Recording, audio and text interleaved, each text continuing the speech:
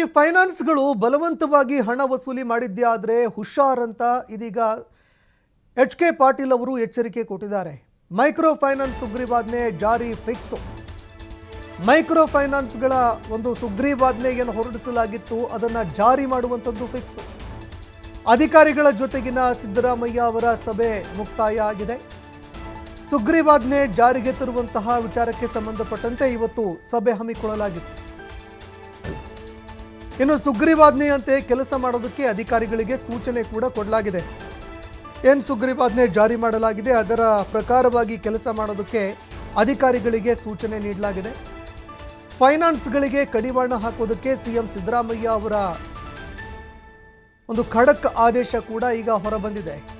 ಯಾವುದೇ ರೀತಿಯಲ್ಲೂ ಕೂಡ ಬಲವಂತವಾಗಿ ಹಣ ವಸೂಲಿ ಮಾಡೋ ಹಾಗಿಲ್ಲ. RBI ಗೈಡ್ಲೈನ್ಸ್ಗಳನ್ನು ಹೊರತುಪಡಿಸಿ ಏನಾದರೂ ಹಣ ವಸೂಲಿ ಮಾಡೋದಕ್ಕೆ ಮುಂದಾದರೆ, ಕಿರುಕುಳ ಕೊಡೋದಕ್ಕೆ ಮುಂದಾದರೆ ಅಂಥವರ ವಿರುದ್ಧ ಕಠಿಣ ಕ್ರಮ ಶತಸಿದ್ಧ ಅಂತ ಸಿಎಂ ಸಿದ್ದರಾಮಯ್ಯ ಅವರು ಖಡಕ್ ಆದೇಶ ಹೊರಹಾಕಿದ್ದಾರೆ.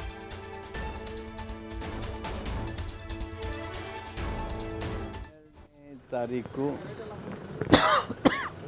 ಏನು ಈ ಬಲವಂತ ಸಾಲ ವಸೂಲಿ ಬಗ್ಗೆ ಮೈಕ್ರೋ ಫೈನಾನ್ಸ್ ಕಿರು ಸಾಲ ಹಾಗೂ ಸಣ್ಣ ಸಾಲಗಳನ್ನು ತೆಗೆದುಕೊಂಡವ್ರ ಮೇಲೆ ದಬ್ಬಾಳಿಕೆ ಆಗ್ತಾಯಿತ್ತು, ಅಮಾನುಷವಾಗಿರ್ತಕ್ಕಂಥ ಒತ್ತಡ ಹೇರ್ತಾಯಿದ್ರು, ಬಲವಂತದ ಒತ್ತಡ ಇರ್ತಿತ್ತು.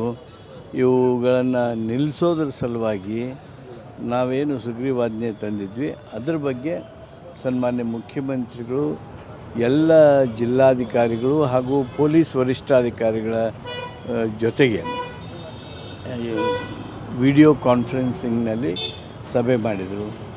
ಸುಗ್ರೀವಾಜ್ಞೆಯ ಮಹತ್ವದ ಅಂಶಗಳು, ಸುಗ್ರೀವಾಜ್ಞೆಯ ಉದ್ದೇಶ ಹಾಗೂ ಬಡವರನ್ನು, ಸಣ್ಣ ಸಾಲಗಾರರನ್ನು ರಕ್ಷಣೆ ಮಾಡೋದಕ್ಕೆ ಹೇಗೆ ಒತ್ತು ಕೊಡಬೇಕು ಅನ್ನೋದ್ರ ಬಗ್ಗೆ ತಮ್ಮ ಮಾರ್ಗದರ್ಶನವನ್ನು ಮಾಡಿದ್ದಾರೆ.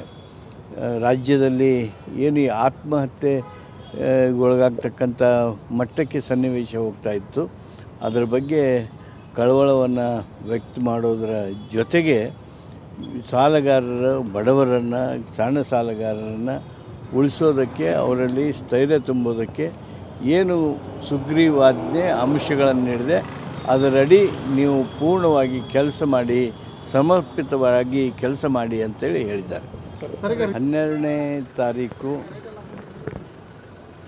ಏನು ಈ ಬಲವಂತ ಸಾಲ ವಸೂಲಿ ಬಗ್ಗೆ ಮೈಕ್ರೋ ಫೈನಾನ್ಸ್ ಕಿರು ಸಾಲ ಹಾಗೂ ಸಣ್ಣ ಸಾಲಗಳನ್ನು ತೆಗೆದುಕೊಂಡವ್ರ ಮೇಲೆ ದಬ್ಬಾಳಿಕೆ ಆಗ್ತಾಯಿತ್ತು, ಅಮಾನುಷವಾಗಿರ್ತಕ್ಕಂಥ ಒತ್ತಡ ಹೇರ್ತಾಯಿದ್ರು, ಬಲವಂತದ ಒತ್ತಡ ಇರ್ತಿತ್ತು.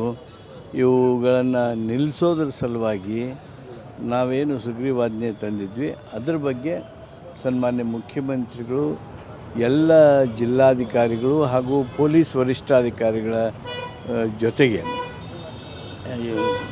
ವಿಡಿಯೋ ಕಾನ್ಫರೆನ್ಸಿಂಗ್ನಲ್ಲಿ ಸಭೆ ಮಾಡಿದರು. ಸುಗ್ರೀವಾಜ್ಞೆಯ ಮಹತ್ವದ ಅಂಶಗಳು, ಸುಗ್ರೀವಾಜ್ಞೆಯ ಉದ್ದೇಶ ಹಾಗೂ ಬಡವರನ್ನು, ಸಣ್ಣ ಸಾಲಗಾರರನ್ನು ರಕ್ಷಣೆ ಮಾಡೋದಕ್ಕೆ. ಇದು ಎಚ್.ಕೆ. ಪಾಟೀಲ್ ಅವರು ಕೊಟ್ಟಂತಹ ಮಾಹಿತಿ. ಇನ್ನು ರಾಜ್ಯ ಸರ್ಕಾರ ಸುಗ್ರೀವಾಜ್ಞೆ ಹೊರಡಿಸಿದ ಬಳಿಕ, ಅಂದರೆ ಸಿಎಂ ಸಿದ್ದರಾಮಯ್ಯ ಅವರು ಕೂಡ ವಾರ್ನಿಂಗ್ ಕೊಟ್ಟಿದ್ದರು, ಎಚ್ಚರಿಕೆ ಕೊಟ್ಟಿದ್ದರು. ಇದೆಲ್ಲದರ ಹೊರತಾಗಿಯೂ ಕೂಡ ರಾಜ್ಯದಲ್ಲಿ ಮೈಕ್ರೋ ಫೈನಾನ್ಸ್ಗಳ ಕಿರುಕುಳ ತೀವ್ರವಾಗಿ ತಾರಕಕ್ಕೇರಿತ್ತು. ಮತ್ತೊಂದೆಡೆ ರಾಜ್ಯಪಾಲ ಥಾವರ್ ಚಂದ್ ಗೆಹ್ಲೋಟ್ ಅವರು ಕೂಡ ಸುಗ್ರೀವಾಜ್ಞೆಗೆ ಅಂಕಿತ ಈಗ ಹಾಕಿದ್ದಾರೆ. ಹೀಗಾಗಿ ರಾಜ್ಯ ಸರ್ಕಾರ ಈ ಸುಗ್ರೀವಾಜ್ಞೆಯನ್ನು ತಂದೇ ತರುತ್ತೆ ಅಂತ ಈಗ ಎಚ್.ಕೆ. ಪಾಟೀಲ್ ಅವರು ಕೂಡ ಭರವಸೆಯನ್ನು ಕೊಟ್ಟಿರುವಂಥದ್ದು. ಅದೇ ರೀತಿಯಾಗಿ ಮೈಕ್ರೋ ಫೈನಾನ್ಸ್ಗಳಿಗೆ ಮತ್ತೊಮ್ಮೆ ಎಚ್ಚರಿಕೆಯನ್ನು ಪುನರುಚ್ಚಾರ ಮಾಡಿದ್ದಾರೆ.